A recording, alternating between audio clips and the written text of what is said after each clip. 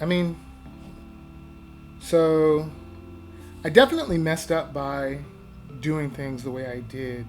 I stopped both the comic series that I was working on at pivotal moments. Both Myth of Ustro and Goblin. But it was just as specific things were accidentally turning them into cliffhangers. Like these big reveals. I don't know what I was thinking with that. Because that sucks.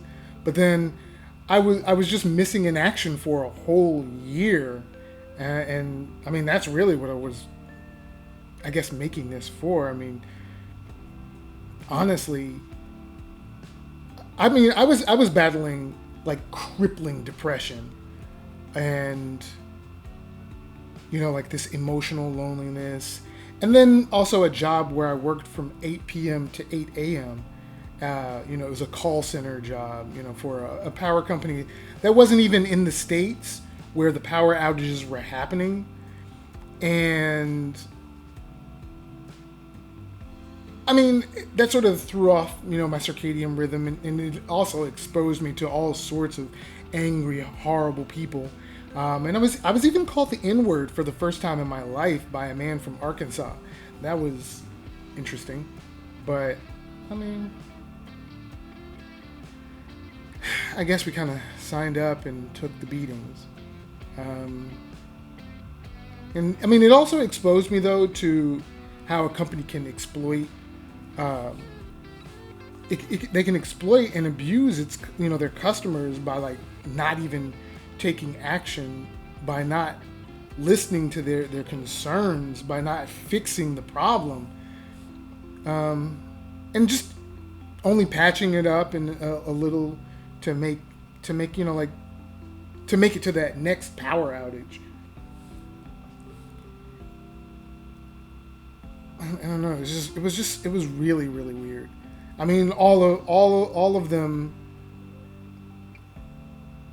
thought the company was singling out their particular group. Like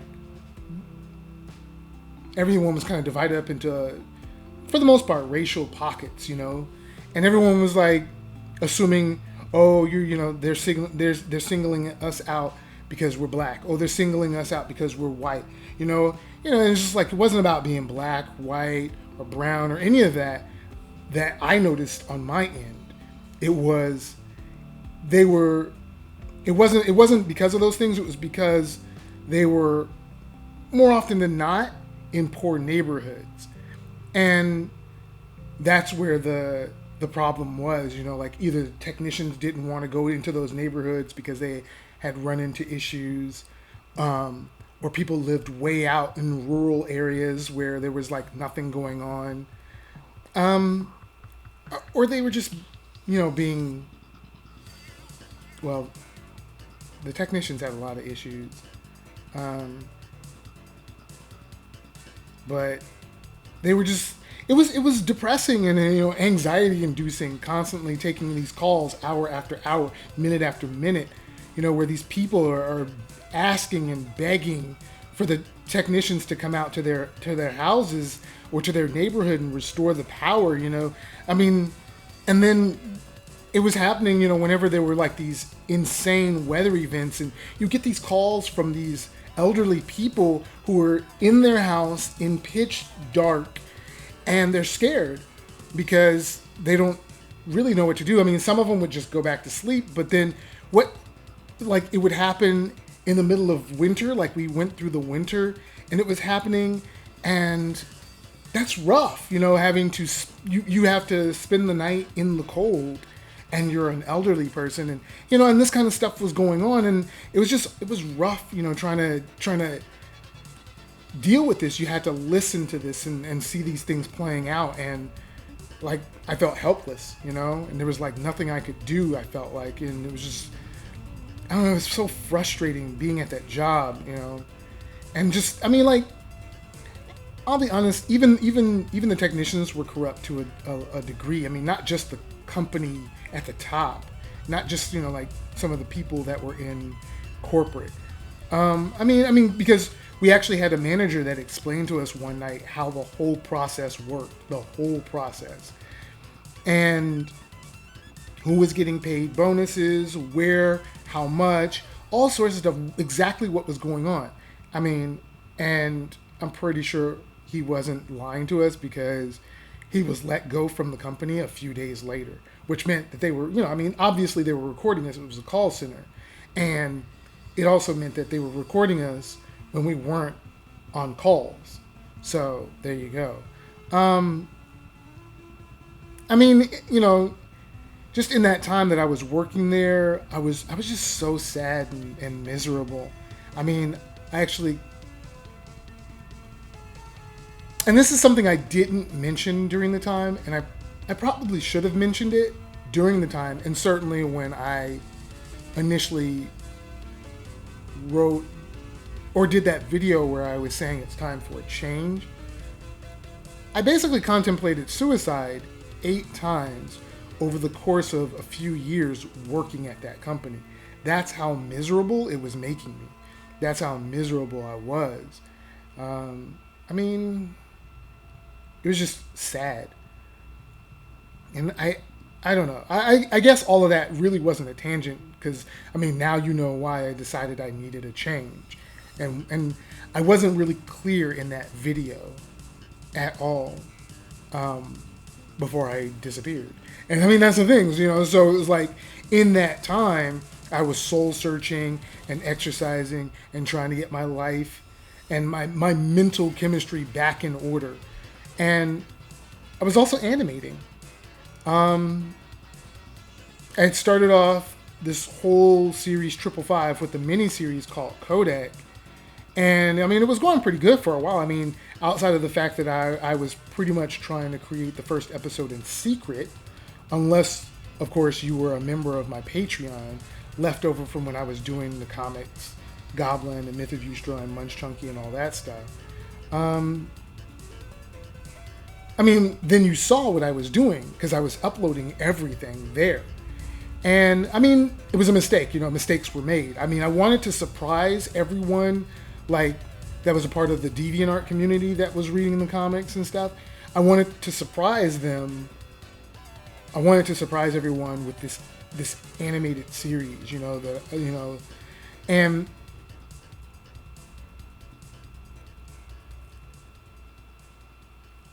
I don't know. I guess, I just wanted to surprise everyone with, this animated series that took place in this universe. And I honestly, I should have been showing everyone and telling everyone about this whole thing while I was working on it. And, because animation it's a slow process.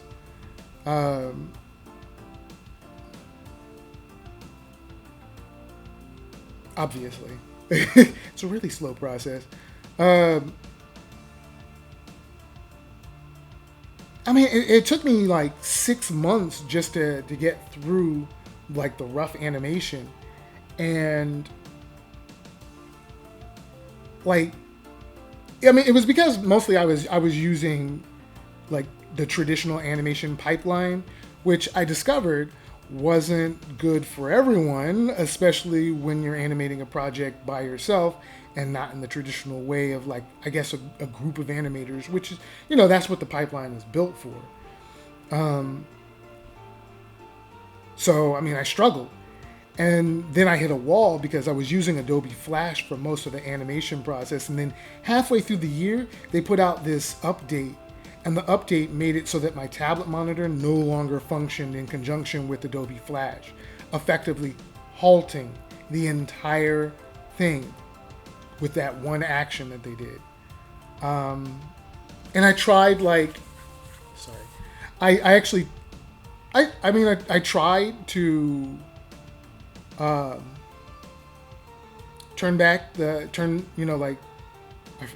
I'm at a loss for words right now, my brain. Like, set my computer back to the last update, previous update, and it would only work for a little while, and then, my computer would just automatically update, and it was gone. It was back to not working, and it just, I mean, I spent another like 2 months searching for a solution, and I went and either bought or downloaded a bunch of different animation programs, some that were pay for, and then some that were free. Like there's the animation program developed by Studio Ghibli, and I mean I tried that one and it didn't function. It worked the same way that Flash was working after the update, where my monitor wouldn't register that this program was there, and everything was messed up. I don't know. And then I couldn't find anything that was compatible, but the way that Flash was, and even using like an older version of Flash just wasn't satisfying. But I did remember that when I was in art school learning to animate, my friend LD Walker he really taken to animating in Photoshop, which I mean honestly, it was something I thought was really really weird, and sort of like, it was sort of like, I don't know, it was sort of like torturing yourself, in like the way that I was looking at it. It was just, it wasn't the kind of program really that I felt like it was built for animating in. But then later on I thought about it, I realized neither was Flash originally. That was just the community of people that took hold of it and were starting to push it into new places and push it forward, and eventually Adobe picked it up. And they were like, yeah. Let's make this an animation program. And then they renamed it from Flash to Animate. But I mean, I gave it a shot. Eventually, I gave it a shot. And that's sort of where we are now in the timeline, where I figured out, okay, I can animate in Photoshop, and I'm so familiar with Photoshop. I mean, I've been using it for like 20 years at this point. So I knew the ins and outs and the workings of it enough that I was able to make things work and they could look the way that I wanted, because I had a problem with the super clean lines of the vector, like the vector program like Flash, and I wanted my work to look like it was done with a pencil to some degree, like old 90s anime or something. I guess really anything, just not just anime, but just any 90s or 80s animation. I wanted to have that sort of hand-drawn look without actually, putting a pencil on paper and then having to scan it later or something. And I couldn't get that look where I couldn't get that look with Flash, really. There were just all these obstacles, I mean, there were a lot of obstacles, to be honest. But I mean, honestly, I'm really grateful that I met a friend like LD, because without him being friends with me, then I would have never had that path available to me. I would have never figured that I could animate in Photoshop. And I mean, Photoshop seems to be the only program that I have that allows me to draw in it like that, and it works with my tablet still. So I was like, let's just go for it. Let's just do it. And so here I am, just like animating in Photoshop and making the best of it. And I'm actually enjoying it. It's a little tedious because there are certain things you have to sort of learn in order to get around some slight problems, because it's not for animating completely, but it still works. And I mean, it's sort of why I'm doing it scene by scene, because it helps get around some of those problems. I mean, and I don't know. It's basically been, it's like a full year, like a full year's passed, and I'm one episode down, and I'm jumping into the second episode after developing my own animation pipeline that basically was just like, I went from the storyboards into the voice acting and then into the rough animation per scene. Actually, Yeah, and then I'll animate the scene in rough animations, clean it up, add the color, and then I go on to the next scene. And I mean, it seems to be working so far, and I'm able to show my work as I'm going. It just makes it easier for me, you know. Um, I mean, and that's instead of like doing what I initially was trying to do. I was trying to surprise any and everyone that was willing to be surprised with a completed animation after being missing for pretty much a year. I don't know why I thought that could work. That I could just go, all right, guys, I'm leaving. And then everyone would just kind of be there when I came back and be like, hey, look, I have a full cartoon. I don't know. I don't know what I was thinking, honestly. I mean, I messed up because of the way that I chose to communicate, like everything, my feelings, and I mean, I withheld a lot of information, like, you know, I honestly withheld all the depression and anxiety that I was struggling through while I was working on Goblin and Myth of Eustro. And I mean, and while I was working at my job, because I mean, it caused it just I don't know I didn't know what to do, honestly, and I wasn't happy with where I was in the world. I wasn't happy with how the story was playing out in the comics, and I just wasn't happy with my life and myself, and I don't know, I wasn't happy with anything. And so instead of continuing the process of unhappiness, um, I decided to stop, and figure out where the missteps were, get down to the core of what was wrong. And I didn't communicate that. I didn't communicate that at all. And I feel bad about that. Um, I don't know.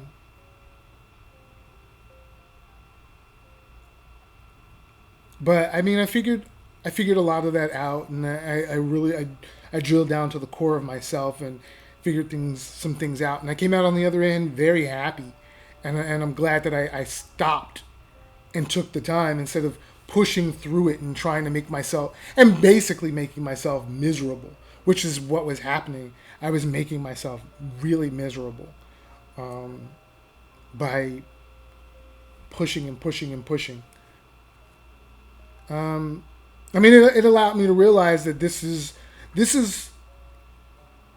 this is what I wanted to do. Animate. I wanted to. I mean, it's the reason why I went to school. Um, yeah, yeah, and to be honest, I mean, I had always been. I was doing comics just before I went to school, but then it was.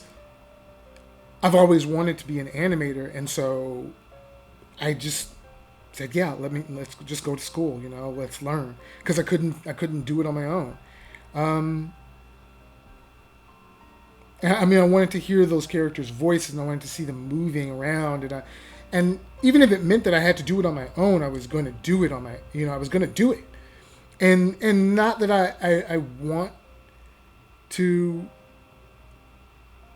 always be on my own doing this, but right now, here at the beginning, I mean, like that's where I'm at, and I mean, hopefully, it will expand, to a place where people can join me and possibly even create their own works. I mean, basically, I'm saying that I eventually want to start my own studio, here in Atlanta, because there's not a lot of original creations coming out of Atlanta, and I want to remedy that. But baby steps, baby steps, baby steps. Um, anyways, but I guess I mean I don't know. I figured I should just like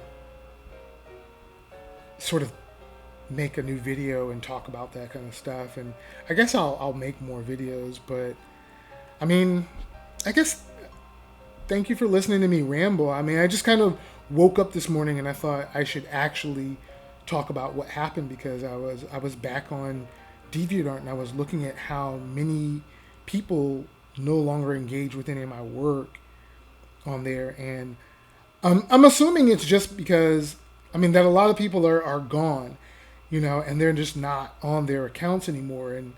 And that time, I guess, is sort of past for a lot of people. They've moved on to other things, and there are a lot of I mean, there's just a ton of other social media platforms to be on and engage with, and meet new people on, and talk, and it's just all this stuff has come out, I mean, we've all grown up a little bit more than back then, and everything, things are different now. We all have different lives now, and some way or another. But I mean, it just sort of made me think, and I was just it was just rattling around in my head, and all night. So I woke up and I decided I wanted to talk about it, basically. And I don't know. Um, I mean, I was a little sad. I'm a little sad, but um, I don't know. Hopefully, anyone who was reading the comics back in the day and don't know that this is what's happening now will eventually find this, or yeah, eventually they'll find this, and then I don't know, maybe they'll find some closure, like they'll see the finished, an episode of the cartoon, and they'll be like, oh, I remember that. Yeah. And it'll bring them a little happiness. I don't know.